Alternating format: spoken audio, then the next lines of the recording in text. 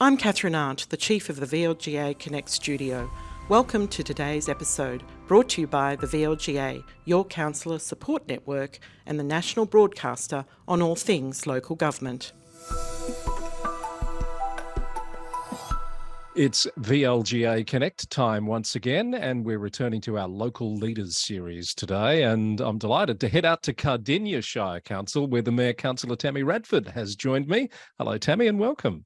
Hi, Chris. Thanks so much for having me on here on your program today. Lovely to have you here. How's things in Cardinia at the moment for you? Wow, it's actually really sunny here today. I don't know what it's like where you are, but it's beautiful. It's always busy. There's lots going on in Cardinia, which is keeping me very busy. It's nice to have some openings of some new facilities and things like that. So yeah, been kept very busy here in Cardinia. And it might be a shire in name, but you do have a lot of growth out there, don't you, where you are? We do. We're probably one of the fastest growing areas in Victoria, and there has been a rapid growth in our population, which is really exciting. But what comes with that is pretty critical infrastructure that we're now missing and we're needing. We have about 3 families a day moving into Cardinia Shire, and things like the road upgrades and public transport, especially buses, they need to be improved to meet that demand that we're now having out here in Cardinia Shire. And would you be classed as what, peri-urban out there where you are? Yes, yeah. So it's quite a different type, a unique shire, I suppose. We've got that growth in Officer and Pakenham, and then we've got the rural and farmlands out, you know, towards Coorup, Lang Lang, and then we go up to the hills where there's Puffing Billy, and so it's a very unique shire that has so many different needs that often don't just fall into one box that sometimes, you know, grant funding likes to put us into. So that's a bit difficult at times. And you've just mentioned Officer, which has just brought back a memory for me, a great memory from my time in local government, when we went out to look at that magnificent office building that you have at Officer with the activity-based working model. So that was seen as a real leading edge approach to the civic side, the administrative side of running a council, wasn't it? Yes, definitely. So that's still there. Unfortunately, it's still standing in the middle of a paddock because we're still awaiting the Officer Town Centre to be developed around it. But it is a really great working space, a hybrid model that all the council officers report that they enjoy. I love going upstairs and having a look around. It sometimes reminds me a little bit of IKEA with the different coloured levels. But yeah, it's a really nice working space. Yeah, it's amazing. If anyone hasn't had a look, and I'm sure if you get the opportunity, you'll take that up. So, Tammy, we want to talk a bit more about you today, if you don't mind. Yes. Can you tell us a bit about why you became a councillor? When was that decision made, and was there something in particular that prompted you to put your hand up?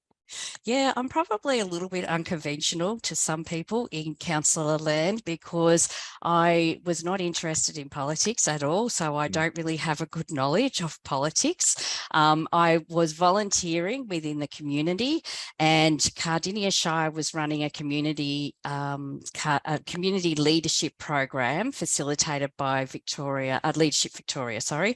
Right. And so I was asked to do that program, and that was a really good program to improve your leadership skills. And it also gave me an insight as to what council did.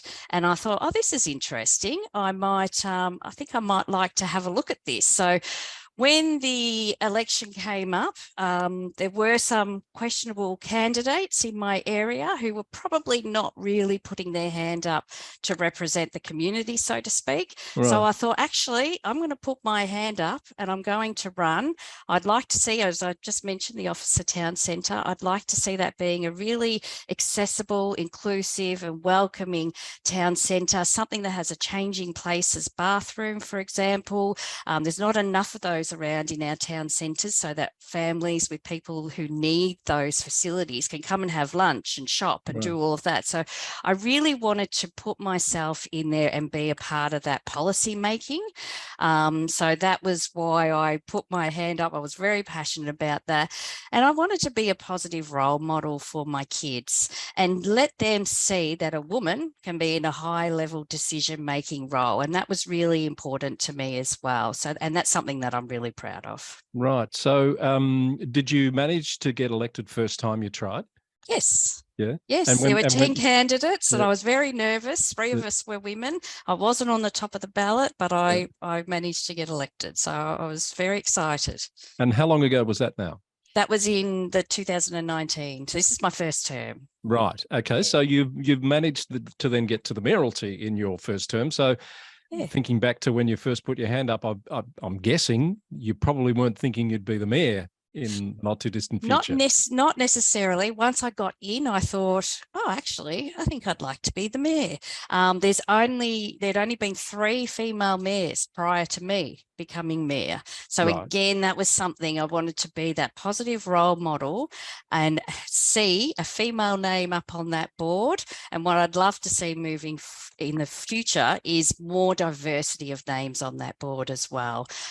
We have a very strong multicultural community within Cardinia Shire now, which is growing, and so it would be great, to see some multicultural names up on that board along with female names. So what's your approach been to being the mayor of Cardinia Shire? Do you have a plan for what you want to achieve during this term? Mm-hmm. Yeah, so I really wanted to continue down that positive role model. And so I've attended a lot of schools, scouts, Girl Guides, like a lot of youth organisations, and just having a chat about becoming the mayor and putting your hand up for a leadership role. I actually suffer from anxiety at times. So being a leader and being out and about and public speaking and things like that was something that I really had to challenge myself on and get over. So I'd really like to encourage people to really challenge yourself. Just because you're feeling nervous and you're not sure about something, don't hide away from it. Just push yourself. And I have found that has come easier now to me. I still stumble a little bit, as you may have noticed, because I might get a little bit nervous, but it's important, and I believe in the message and what we're delivering as a council. So it's important for me to put that out there and reach and just encourage, especially young girls, to put their hand up for leadership roles and believe that they can do that. So let's talk about that, because I know you're passionate about the gender equality issue in local government. Is enough being done, do you think, to move the needle on that? I think definitely Victoria has a very strong ratio of women to men, which is really, really good. I think what the problem is then retention. We've had a high number of resignations this term, a lot of those being females. And this is due, I think, to maybe some of those policies and the governance that we have within local government. There can be a lot of bullying, unfortunately, which can come from the community and fellow councillors. The vitriol that can be hurled at you by residents, social media, in the chambers to get a point across can be very, very harsh and take a personal toll on you. And quite often it comes under the banner of it's just politics. Or robust debate or something. Correct, yeah. And I just don't see that as being good enough. I'd like to see councillors considered to be in a workplace, because we're not employees of council. We get an allowance. We're working for our ratepayers.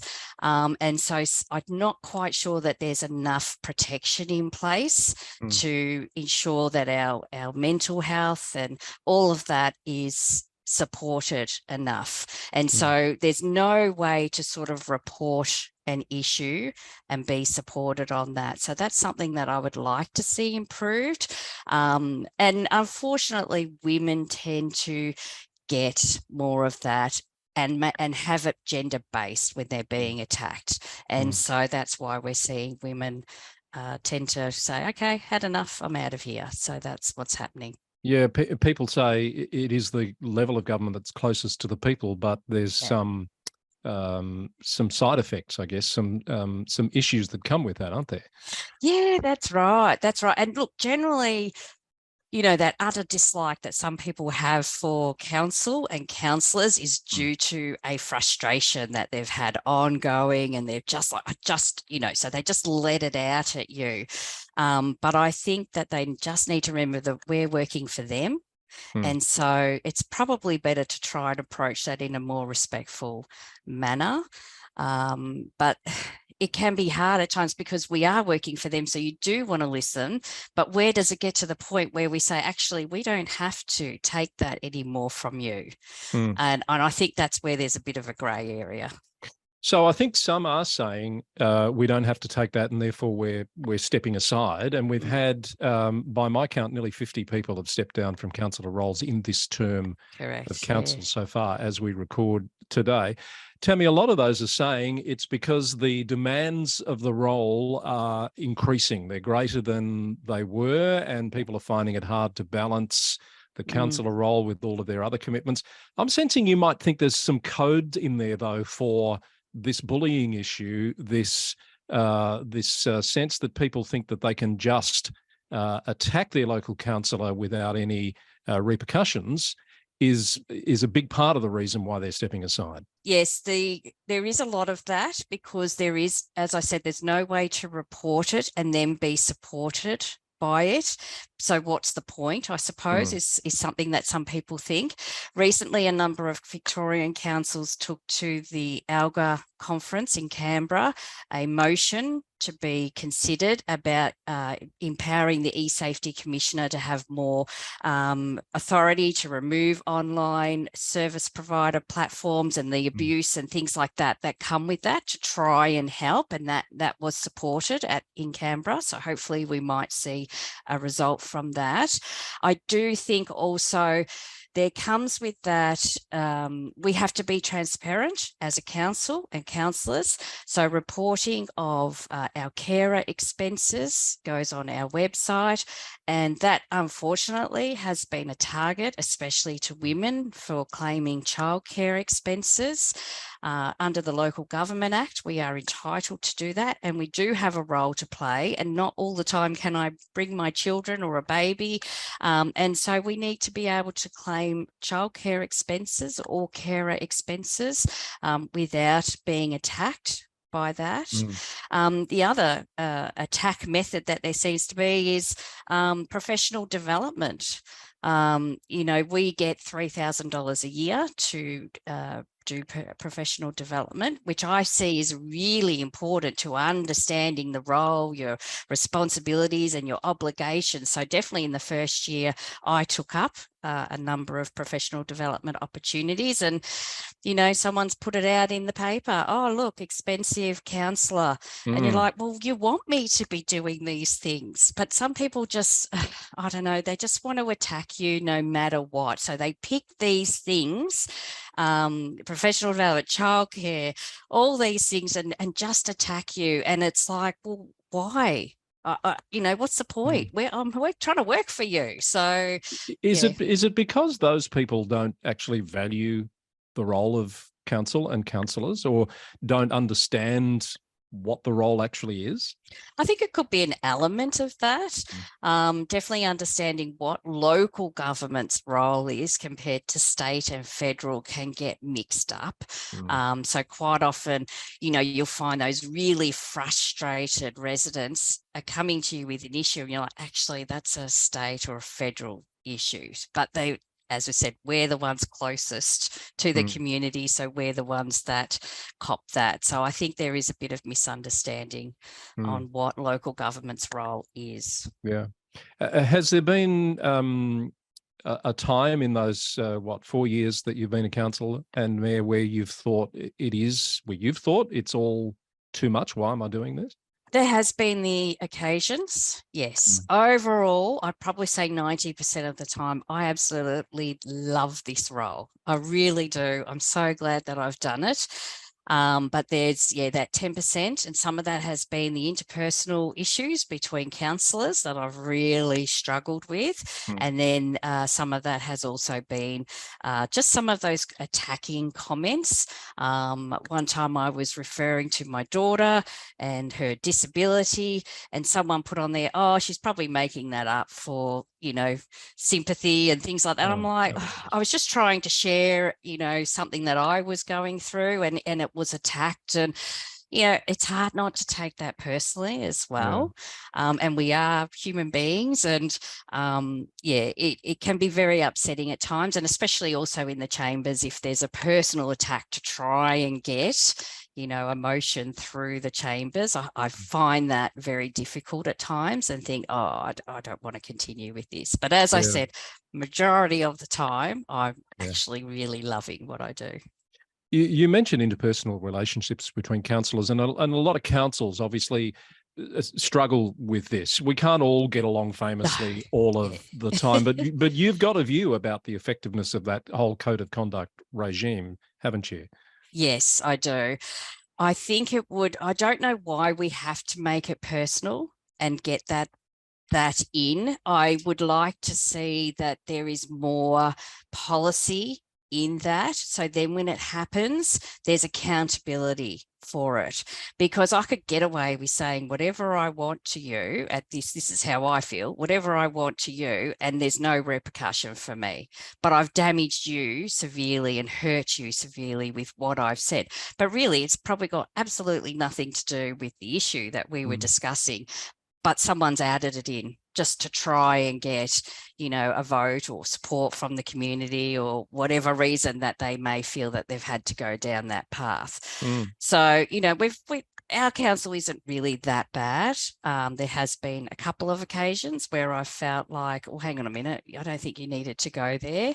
But I have, watched a number of other council meetings from other shires and really thought, oh, gee, that's so personal. That's really, I just don't see that it's necessary. Yes, I know the types of examples you're talking about, and there's more than we would care to admit, I think.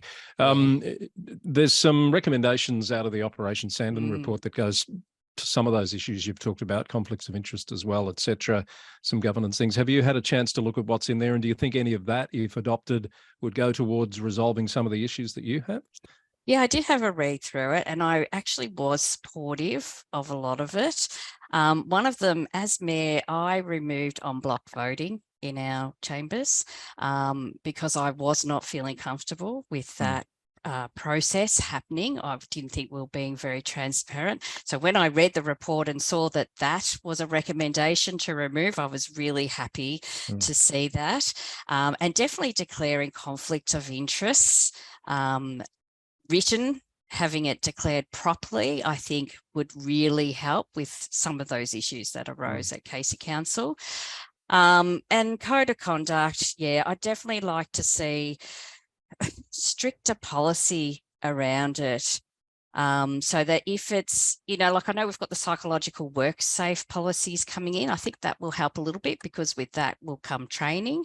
People will understand maybe what words can do and how they can affect people. I was quite supportive of a lot of those recommendations in that report. Next year is election year. Have you thought about your circumstances? Are you there for the long haul if the community keeps putting you back? Yeah, I haven't actually thought about it yet, because I'm really focused on my time as mayor. So I thought I'll discuss it with my family early next year. One of my kids is homeschooled due to their number of reasons, some disabilities as well. So this year has been very difficult. I've had to employ a bit of help with that because I've been very busy. So as a mum, I feel like maybe I need to give a bit more time to my family. But I do really love what I'm doing. I feel like that I do listen to my community, and I voice their concerns in the council. So I know that I'm representing them the best way that I can. So it'll be a decision though for next year, not just yet. Yeah. What do you do away from council to relax and have some balance in your life? Yeah, that's hard, because having a work-life balance is something that I was not very good with to begin.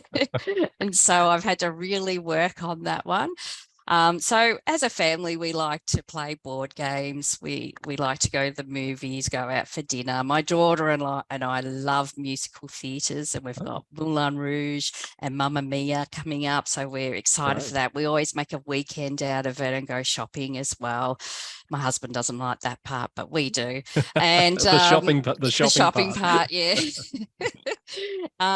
So yeah, probably spending time with family and friends is what I really do. But if I really don't want to talk to anybody and I just want to completely wind down, it'll be something on Netflix, a series of some sort. And that could be anything from true crime to comedy or drama. So yeah, I will just wind down. I used to love reading, but now that there's so much reading at council, I don't enjoy sitting down reading a book anymore. So it's more TV that I wind down. I know what you mean. And if your Netflix watch list is anything like mine, there's more things in there than you can possibly ever watch in a lifetime. So seeing as you've opened that door, have you got a viewing recommend? What have you watched recently that you'd recommend to people? Oh, that's a good question. I'm just watching Physical on Apple TV. The 4th season has come out with Rose Byrne, an Australian actress, and I'm really enjoying that.